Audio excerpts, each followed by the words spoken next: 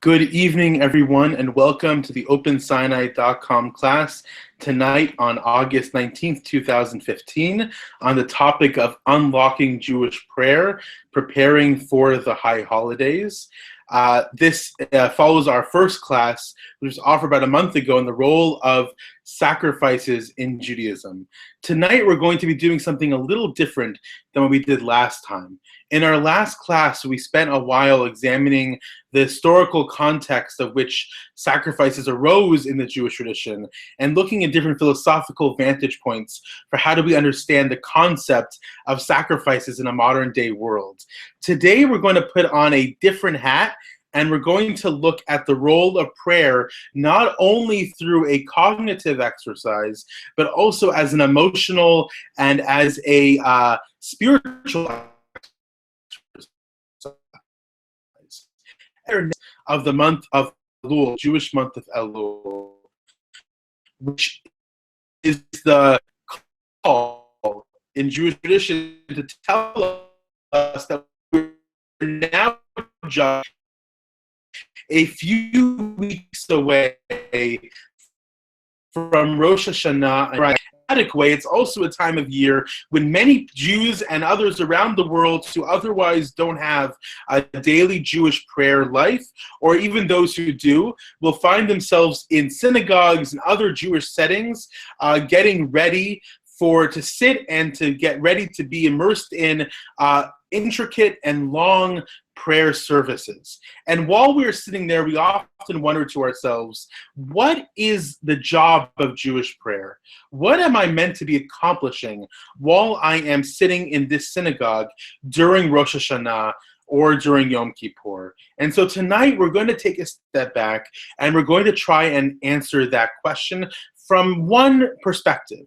And the caveat is there are multiple Jewish perspectives on anything. And what we're going to present tonight are a few different ways of looking at the question of what the job of Jewish prayer is. I want to remind those who just joined us how to participate live in the class. If you're watching, you've already done the first step, which is you now see me talking. But to join and participate in the class, follow the instructions on the top of the page, which are click the lower left-hand link that says be part of the conversation.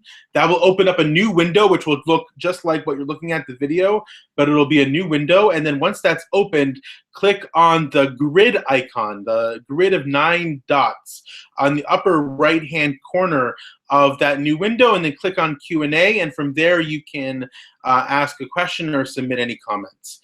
So let's get started with our class this evening.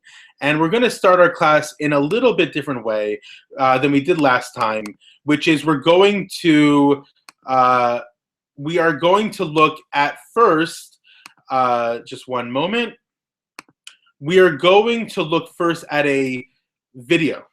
And this video's purpose is meant to shake things up a bit for how you understand what Jewish prayer looks like. Because as we mentioned, there are many different ways to understand Jewish prayer. There are many different ways Jews pray. And this video was produced by JTA, a Jewish news media corporation. And it profiles a rabbi in the mountains of New Mexico who offers her participants and her community and her speaking engagements throughout the world a different model of Jewish prayer. And I want us to watch this video, and then we can spend a minute or two discussing it if you have any comments or reflections on it.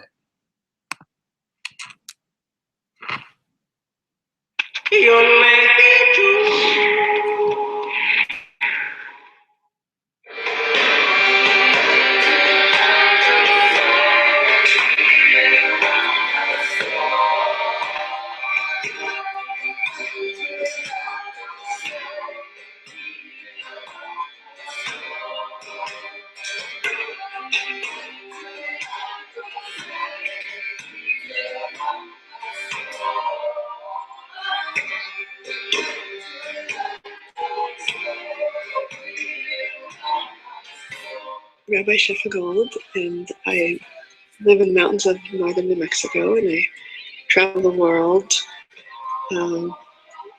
teaching Torah in my particular style. And this evening, I'm going to be doing this practice that's dear to me, which is the practice that I call chanting, which is to take a sacred phrase and bring it to life, and embodying that sacred phrase until it gives its treasures to us. I'm going to be doing it with a group, although I chant on my own as well. It's a practice of taking Torah inside me and its lessons, its truth.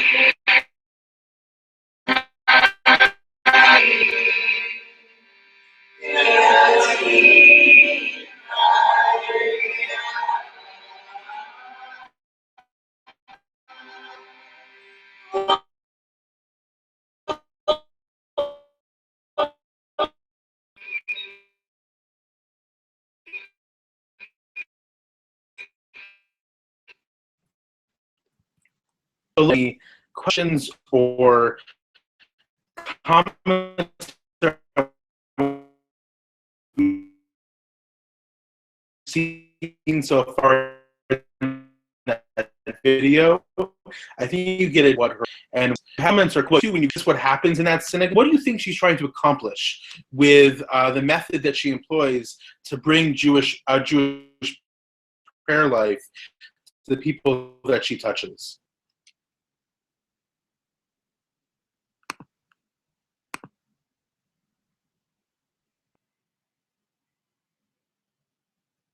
Well, it seems that those who are watching live and participating in the class, you are just reflecting on what you're watching because perhaps you have not seen that practice before. And if that's the case, then we have done our job, which is to show you and shake up a bit and show you different models of what Jewish prayer life can look like.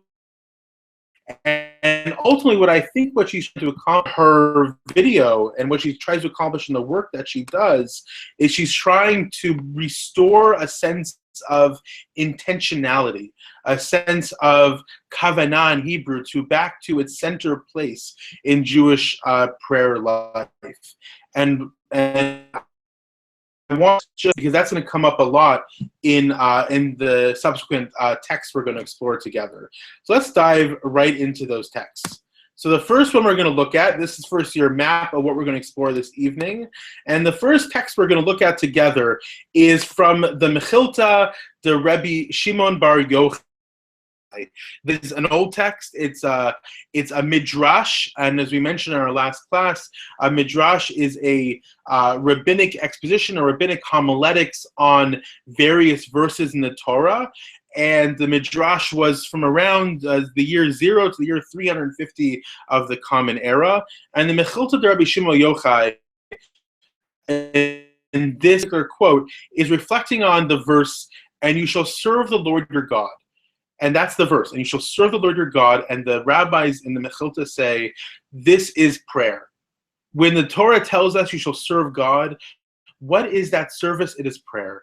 Similarly, it says, "And you shall serve him with all your heart." And what is this?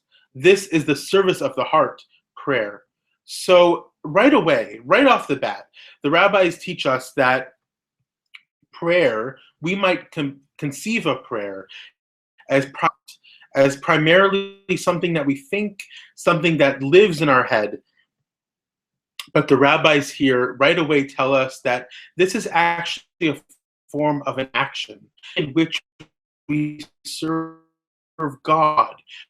We do it through prayer, and this prayer is not manifest in a bodily, not with our hands, our legs, our head. It's an action that we perform ourselves, not only a thought. It's not only something that we in our head. That is action.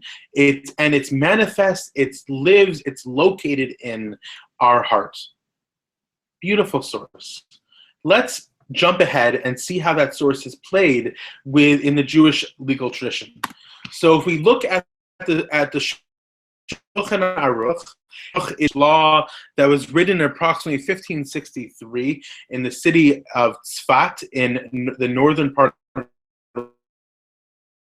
land of Israel, and it was written by Rabbi Yosef Caro, who was born is seen as the and Jewish practice. It is not the only text, and even from the moment it was first published, there was already glosses added to it by a Polish rabbi, Rabbi Moshe Isserlis, who added a gloss of Ashkenazic practice to what was primarily Sephardic laws and customs, and ever since then, commentaries and commentaries and accompanying codes have been produced and published, sharing some contrasting that's presented in, but suffice to say, with a practical Jewish law. So the Shulchan Aruch immediately in this source says one should not pray in their heart alone. So we just said from the Mechilta, from the Midrash, that prayer lives in one's heart. And now Rabbi Caro tells us one should not pray in their heart alone.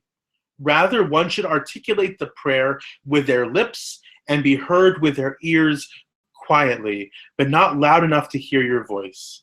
That prayer should not live only in one's heart, but rather it has to be attached to a bodily action. And what is that action?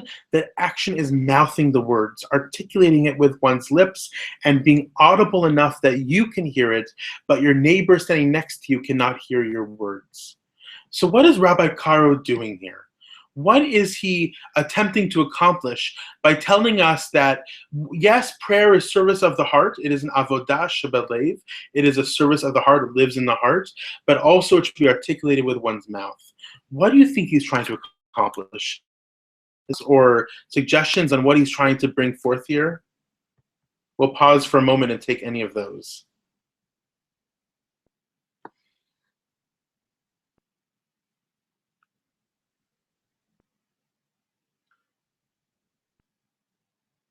We have a quiet bunch this evening, so let me go ahead and offer one suggestion, which is that Rabbi Caro understands intuitively a part of, which is that while we are created b'tselem Elokim, we are created as people, as humanity in the divine image. We are invested with a neshama, we're invested with a soul that is a spark of godliness. We're also created in the Genesis narrative, in the creation narrative, we're also created from the dust of the earth. And that being a human being is to be both from God and to be both from the physical world. It's a merger, it is a living together of the two, a bringing together of the spiritual and the physical. And that for people, we find often our most resonant, our most powerful moments are when we can align and connect what is happening in our hearts and in our spirit with what is happening with our bodies. And that there's actually a concept for this, and that's called embodied spirituality. Spirituality that's very much in part of our bodies because we live in our bodies. And Judaism is all about embodied spirituality. Judaism is very much about ritual. We, on Friday night, to usher in the Sabbath, we don't just sit and think today is now the Sabbath. We take candles and we light candles and we do a beautiful moment of covering our eyes as we utter the blessing, as we usher in the Sabbath, and we use the physical world in connection to marking moments of spiritual growth and moments of pivotal spiritual episodes in our lives. Candles is one of them. The leather objects on the arm and the head, the tefillin, the phylacteries that many Jews put on every morning as they pray, that is also a very deeply physical act.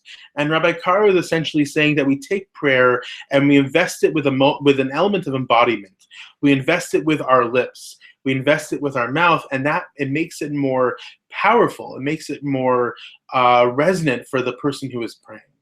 And so here in this source, we have a linking, an alignment of one's heart with one's body for a Jewish prayer life.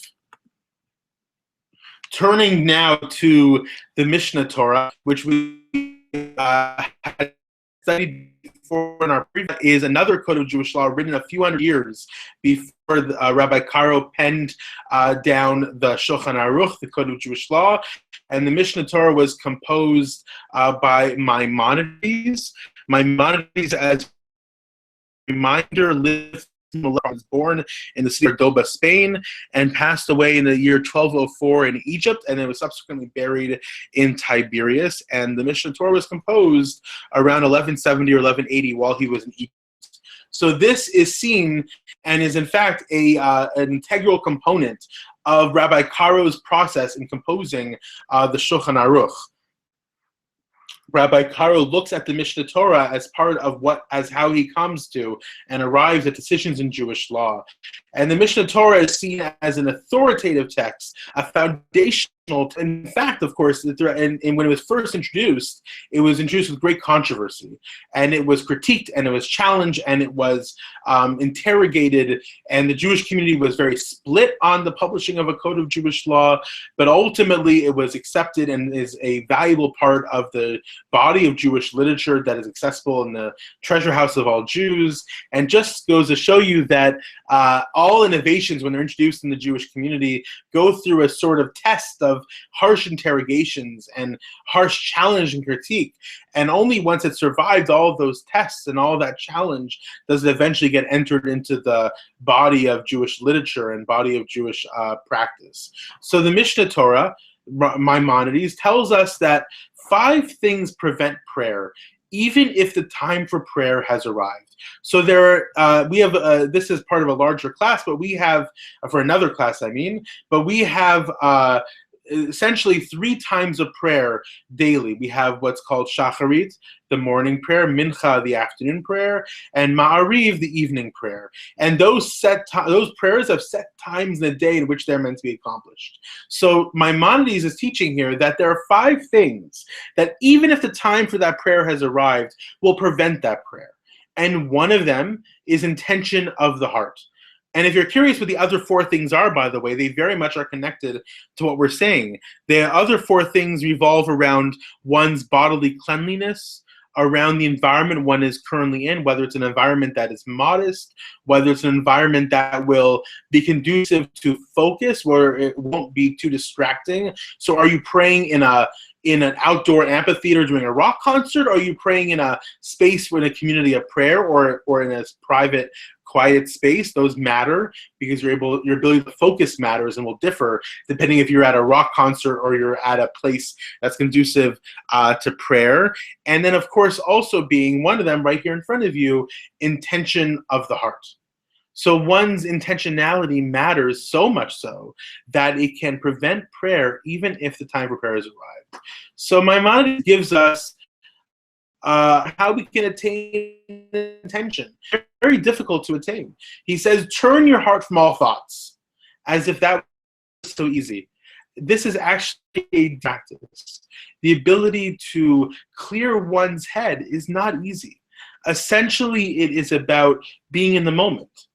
And for anyone who's ever sat in a meeting, whether a business meeting or a school meeting or any other type of meeting, and that urge to look at your phone and check your email, to check and see what's going on Facebook, just even your mind wandering, thinking of what you're going to be doing later that evening or what you've already done earlier in that day and replaying what happened earlier in your head, it is so hard to be in the moment. But Maimonides is teaching here that moment, turning your heart from everything, actually essential to attaining intention, is essential for attaining that sense of focus. And once you've done that, what are you supposed to then picture, conjure in your head? Envision yourself as standing before God. So what is this meant to accomplish? What's the job of standing before God? What's the job of envisioning that in the moment of prayer, what you're supposed to be looking at, what you're supposed to be imagining is standing before God? What does that bring about in one's moment of prayer? Any thoughts on that, what that might bring about?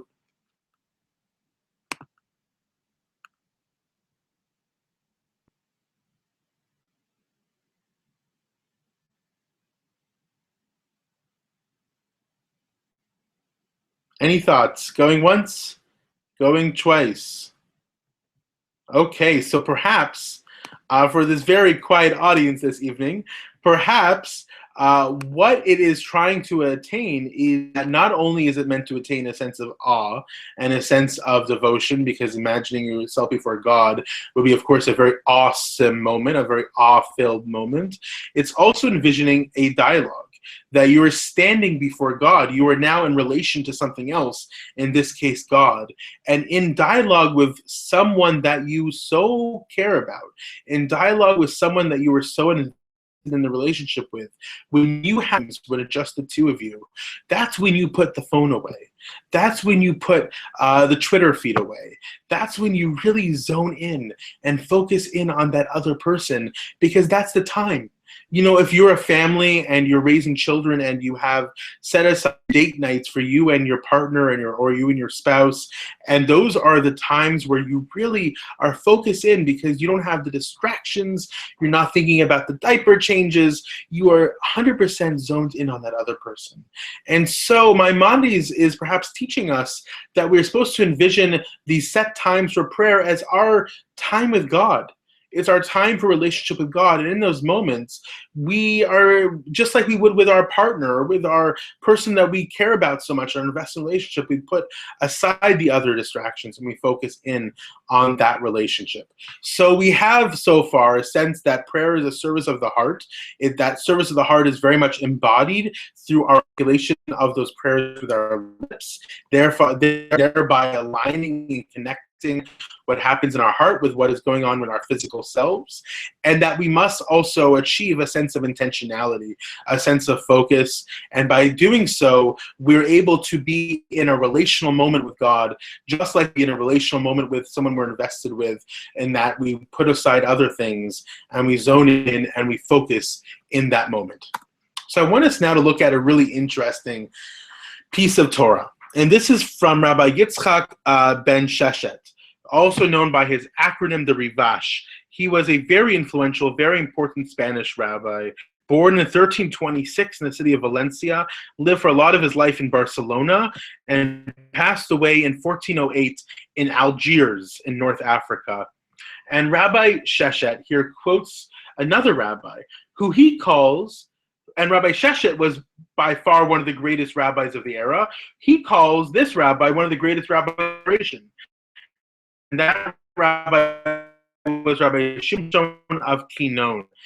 From France. In fact, the name Shimshon of Chinon is a giveaway for where he was from, not from Chinon, but we would pronounce it as, in my best French accent, Chinon, which is a township in the center of France. Township is like a large area encompassing very different villages and different small neighborhoods. So Chinon is a township in the center of France, and Rabbi Shimshon was from there. And what did Rabbi Shimshon say? Rabbi Shimshon would say that he would pray as if I am a child. Pray as if I am a child. How is the prayer of a child different from that of a prayer of an adult? What does the prayer of a child look like? What does it mean that one of the greatest rabbis of his generation would pray as if he was a child? So just to recap, we have spoken about how prayer is service of the heart, how it's embodied and connected to our physical selves, that our physical environment impacts our prayer, that there's an alignment of our mind and our heart and our body. And now Rabbi Shimshon of the city of Chinon tells us that also to pray like you were a child. What could that possibly mean? What does it mean like you're a child? So perhaps what praying like a child means is something about the nature of what it is to be a child. That if you ever walked with, will be both simultaneously entertained and delighted and also exasperatingly frustrated. And why is that? Because from point A, 4 or 5-year-old in tow, what happens? You end up stopping. Why do you end up? Because the child will turn and say, oh, wow, look at that flower. That flower is amazing? Or do you see that bee flying in the sky, flying above us? Or why is the sky blue? Or do you notice the sidewalk? And every moment is an opportunity to be amazed, to be in awe of the world in which they live. And as we get older, what happens is we naturally start losing that sense of wonderment, that sense of newness. And now we can go from our daily commute where we go on high-speed trains or we take buses or we get in our cars and traverse through what are basically modern miracles of human ingenuity. And we do it every day without even blinking. And we see a beautiful natural world around us, and we don't even pause for a moment because we're so used to it. We're so habituated to the world in which we live. But a child's not so habituated. A child's not so used to it. And a child still is filled with wonderment. And so Rabbi Shimshon of Kinon says that's what prayer is about. Prayer is trying to find in your inner self that sense of wonderment, that sense of wow, the wow moment. That I can't believe I have an opportunity to pray before God. I can't believe I have an opportunity to be in a relationship with God. That is so amazing. That is so unbelievable. Now the question we're left with, of course, is do the way in which we conduct prayers in Jewish settings, in synagogues or other places, are they conducive to creating and cultivating that sense of wonderment? And perhaps going back to the video that we started with from Shefa Gold, who offered a very innovative and very different model for Jewish prayer, what she's reacting to is that our spaces of worship are often not spaces that are conducive to that wonderment. And that leaves us, those of us who sit in the pews, that leaves a profound challenge. We're places or spaces that allow us, that help us, to cultivate in us a sense of awe, a sense of wonderment, a sense of newness, of wow, a sense of childlike wonderment. It's a beautiful thing.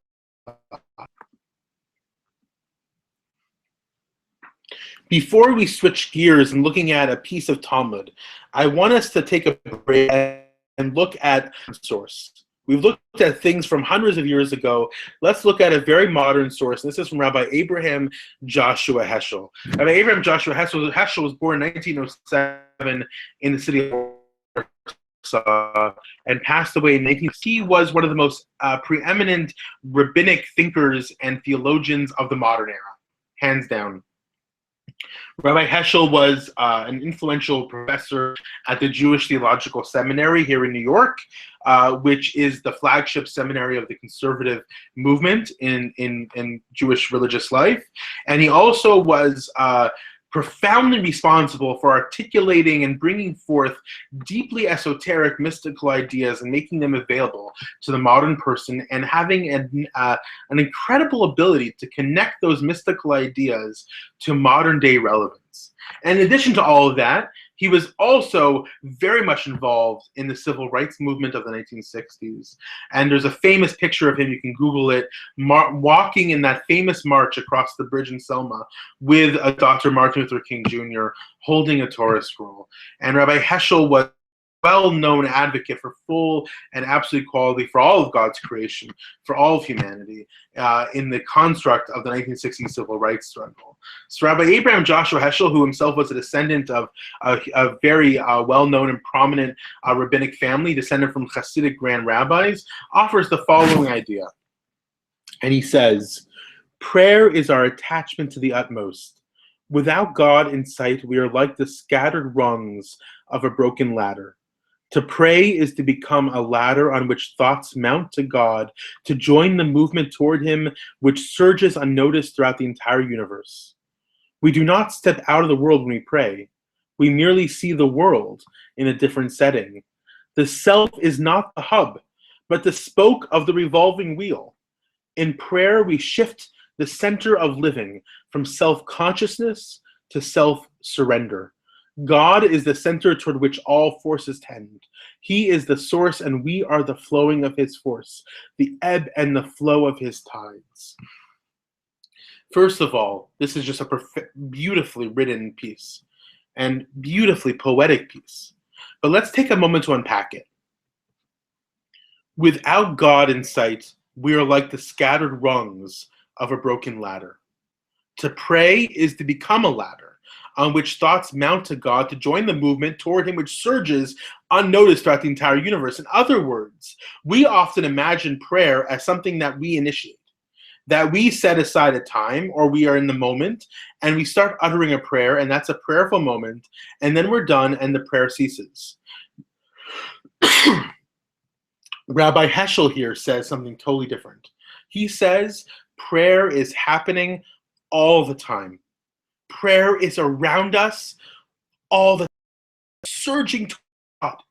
And when we stop and we take a moment and we pray, we are not initiating prayer, we are tapping into the forces of prayer that are surging. We become a ladder on which our thoughts, our intentions, our actions mount onto that surge and join it towards the divine. So actually, prayer becomes a tremendously transcendent moment, a moment where we transcend self and join something so much larger, something absolutely cosmic, something that connects us to a force that permeates the entire universe. And more so, what does it do? It shifts us. It has a paradigm shifting element. It moves us from being the center to being a spoke in the center, from being self-conscious to being self-surrendering, from self-consciousness to self-surrender. And that, so there's two things that are accomplished here, according to Rabbi Heschel. We attach ourselves to this surge of prayerful energy around the world, around the universe indeed, and we move ourselves from the center of our conception and shift our whole paradigm of understanding in the moment of prayer. So in addition to the religious spiritual elements, there's also another element of Jewish prayer, which is the character development. What does prayer do to the person who prays? So what does prayer do to the person who prays in this understanding of Rabbi Heschel? What happens to that person? What do you think?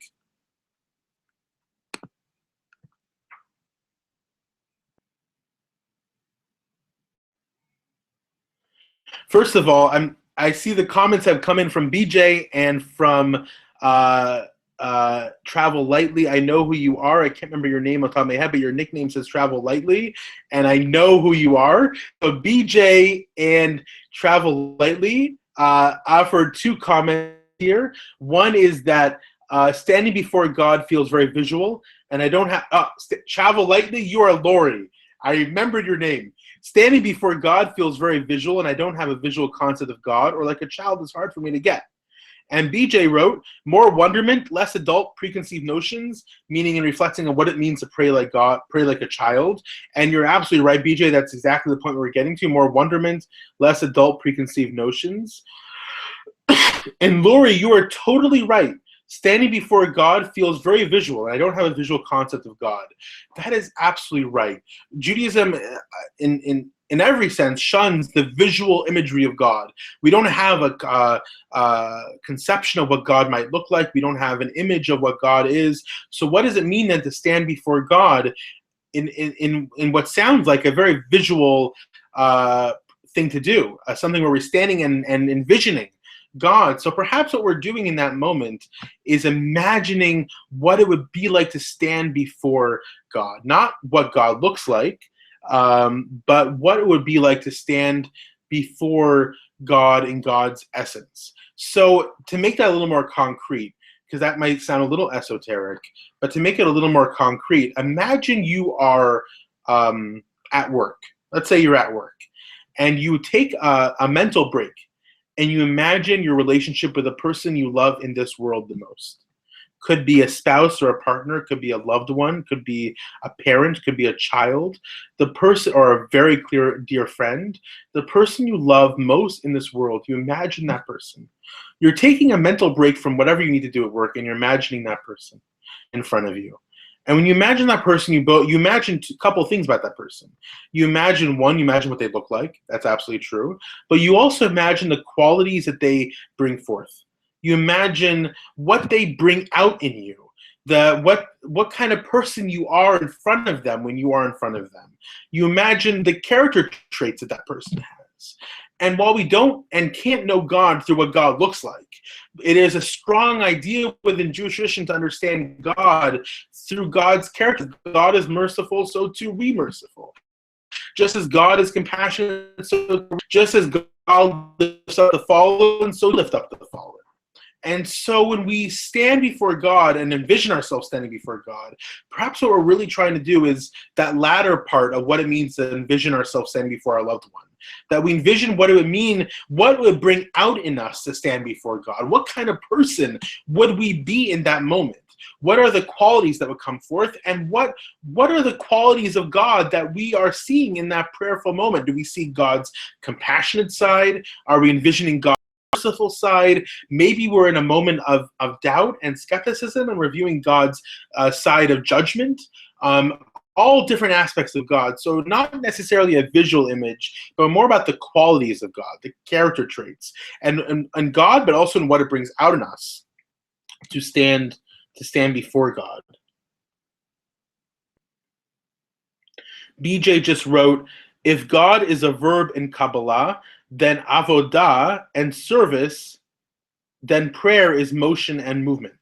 So if God is a verb in Kabbalah, you're raising, BJ, a very, very, very important idea, which unfortunately we don't have the capacity for in this class to go into.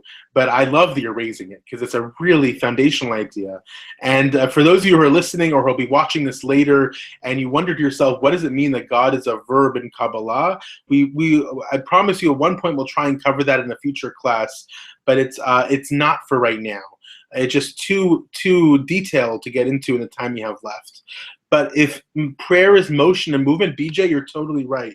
Think about what Jews do traditionally when they pray. During the highlight of the Jewish prayer service, which is the Amidah, the silent prayer, one puts their feet together. There's 3 steps back and 3 steps forward when one finishes. There's bowing. There's a lot of bodily movement in prayer. And that goes back to what we talked about in the beginning, which is the physical embodiment of prayer. That prayer is both an alignment of heart and of mind and also of body. And that's what Rabbi Karo in the Shulchan Aruch, in one of our earlier sources, was discussing when he said that prayer can't live in the heart alone.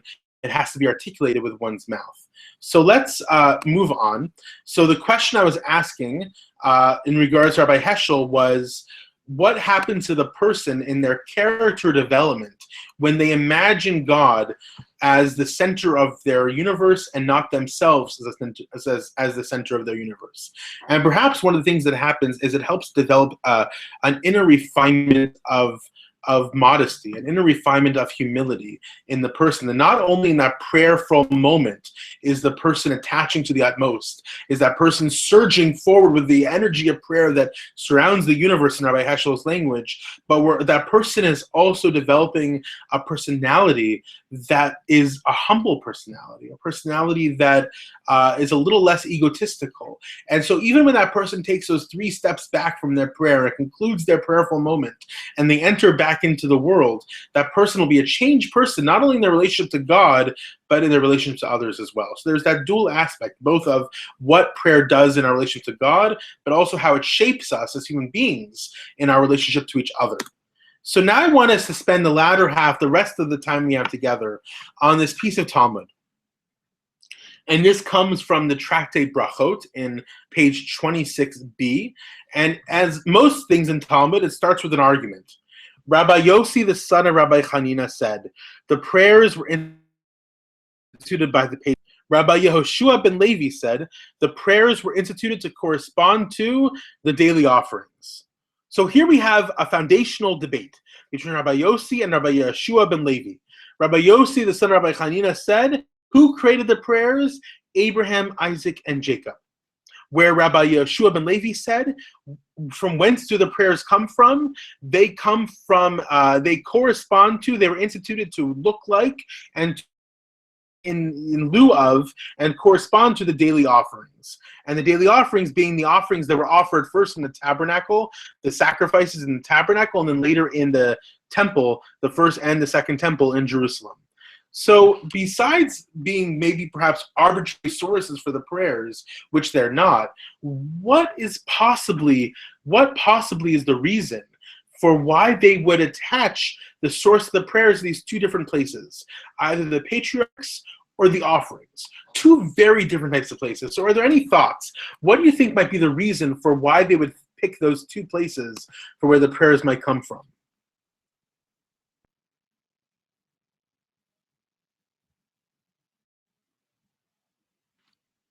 Any thoughts?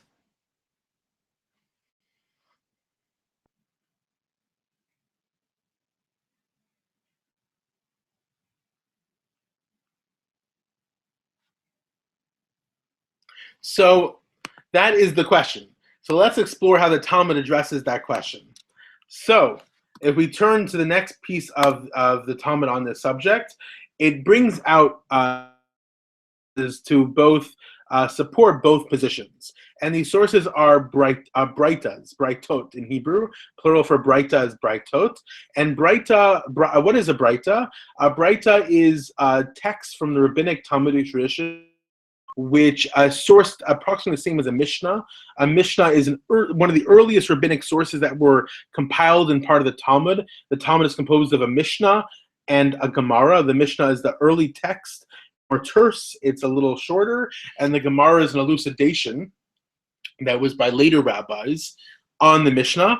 And the Braitas are those Mishnahs that didn't get compiled as part of the oral law.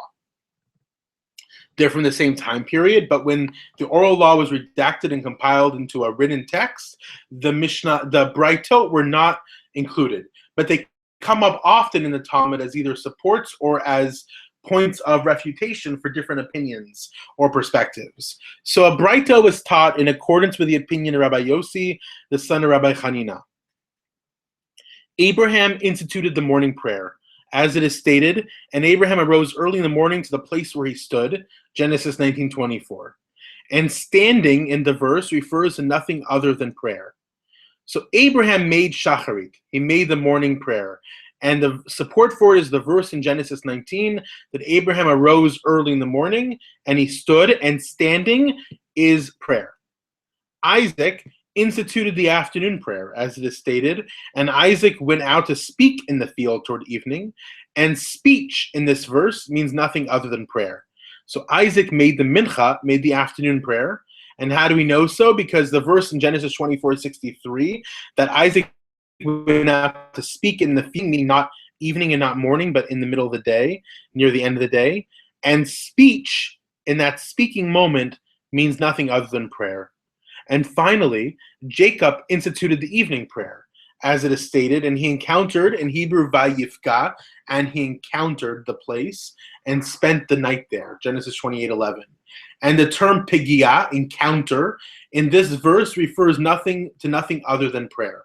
So what are these three textual moments? Well, these are three pivotal moments in the lives of the patriarchs. Genesis 19:24 for Abraham is referring to Genesis 24:63 for Isaac is referring to the moment where he's about to meet his future wife, Rebecca. And finally, Genesis 28:11 is referring to the moment when Jacob runs away from home, leaves a land he's never left before, and out of fear for his brother Esau, after he's taken Esau's birthright through an exchange for a bowl of soup. So in these three moments, the three pivotal moments, this teaching ascribes moments the institution of the three different prayers. Morning, Abraham, he arose for the almost sacrifice of his son Isaac, and he stood. In that moment of standing, he prayed. Isaac, as he's about to meet his partner to continue the covenantal legacy to the next generation, he goes out into the field and he speaks, which is a very hard to understand verse to begin with, and that speech is nothing other than prayer. And Jacob, as he's running away from home and he finds a place, and in the moment he least expects, he finds God in that place, and he sees the ladder with the angels going up and down the ladder, and in that moment of encounter, that encounter is prayer. So what is happening here? Why were those three moments chosen? What do they all have in common? What do all those three moments have in common? So what they perhaps have in common is that all three moments were not scripted. All three moments were pivotal moments of both yearning, anxiety, trepidation, fear of the unknown. And in those moments, the patriarchs prayed to God. And they prayed to God in different points of the day, morning, afternoon, evening. But what they all have in common is an element of spontaneity, that the prayer came from their heart. It was earnest and heartfelt. It was true. It was genuine. And they prayed in the moment of which they needed. There was an urgency to that moment for each one of them. And in that moment, they prayed. And so, in the opinion of Rabbi Yossi, the son of Rabbi Hanina, that is the source of prayer. The urgency of the moment, the spontaneity from the heart. So what's the other opinion? The other opinion is that the prayers were made in accordance with the sacrifices. It has been taught also in accordance with Rabbi Joshua ben Levi. Why did they say that the morning tefillah, the morning prayer, could be said till midday? Because the regular morning sacrifice could be brought up to midday, and it continues like that. So just as we mentioned in the beginning of the class, that there's three prayers in a day, morning, afternoon, evening, and they each have their set time which they're meant to be accomplished. So why do they have their set time? Because they're modeled after the sacrifices in the temple that also had their set time. So this Braita, in support of this opinion, is teaching us that the prayers actually are corresponding and modeled after the temple. You couldn't get any more different from the spontaneity of the patriarchs in their pivotal moment, their urgent moment of unknown, of wondering, and their urgent moment of trepidation, to the temple. And in the temple, rituals were prescribed, they were ordered, there was a set ritual to be done, and if one deviated an iota from any of the rituals, it could invalidate the whole service. And as opposed to the spontaneity, this is absolute order, absolute precision, absolute detail. It doesn't matter what the time of the day, what the moment is like for the person presiding over the service in the temple. It doesn't matter what their heart is like or what their mind, if they're in it or not. The time of the day comes, the service needs to be done, and they do the service. So how do you reconcile these two things? So take a look at the second half of this source. Rabbi Yossi, the son of Rabbi Hanina, would say to you, in reality, I will tell you that the prayers were established by the patriarchs, but the rabbis subsequently came and supported them upon the sacrifices. How do you bring resolution to these two conflicting teachings? Perhaps what you do, and Rabbi Yossi, the son of Rabbi Hanina, who offered the opinion that the prayers were modeled after the patriarchs, would say to you that they were modeled after the patriarchs. They were established by the patriarchs, but the rabbis came and they built a system around them.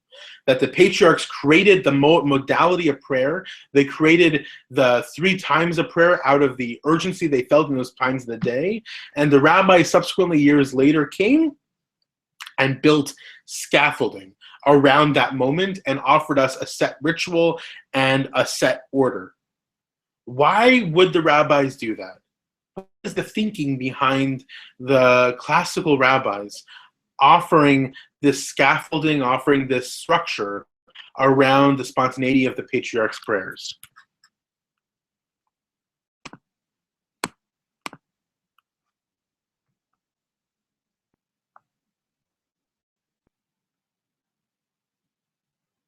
So perhaps the reason why they did so was because they understood that for a prayer life to be rigorous, for a prayer life to be comprehensive, it must contain both the kavanah, both the intentionality, and also the kavah, the set routine. That while routine can have within it the sense that one is praying not only when they're feeling like praying, and that sometimes one prays when they are not in the mood, but by establishing a routine of prayer, you'll be more likely to approach the modality of prayer when you are in need of it than if you don't have a routine at all. That if you don't build the muscle, exercise the muscle of prayer regularly, you might not turn to it when you actually need it. And so the rabbis establish a routine. They establish a set order for the prayers so that us in our everyday lives would be able to call upon that muscle of prayer when we needed it, so that it wasn't just something that we only approached in our urgent moments, and we didn't know how to approach it in those urgent moments. Because unlike the patriarchs, we didn't have an innate sense of how to pray. We weren't gifted with that sense of innate spirituality, and rather we need to build it slowly through our lives so that when we need it, it's there for us. That's possibly one way to understand why the rabbis subsequently came and supported the prayer of the patriarchs with the order, the ritual, the set routine that the sacrifices represented. And ultimately, what's perhaps supposed to happen is that the prayers that we do in our synagogues and our communities, the prayers that Jewish tradition calls upon us, are meant to evoke a sense of a merger of that intentionality with that service, with that routine, and that we're supposed to strike a balance between those two. And that when we approach services in this coming Rosh Hashanah and Yom Kippur, when we approach our Jewish prayer life during these high holidays coming in just a few short weeks, perhaps what we're meant to do when we're sitting there, what's the job of prayer? The job of prayer is, as we said earlier in the class, to align our heart with our body, with our mind, to make sure our physical selves and our physical environment is supporting our prayer life, to connect us to our whole selves in that prayer, to envision ourselves as standing before God in that moment, and also to find the space where we can connect to the liturgy that we're presented with whatever type of synagogue one goes to, whatever type of space one will enter, whatever the liturgy that one is presented with, that one connects with that, but also finds moments to withdraw from it and moments to find one's own internal sense of prayer, one's own internal sense of intentionality. And it's the linking of the two that ultimately bring about a full Jewish prayer life.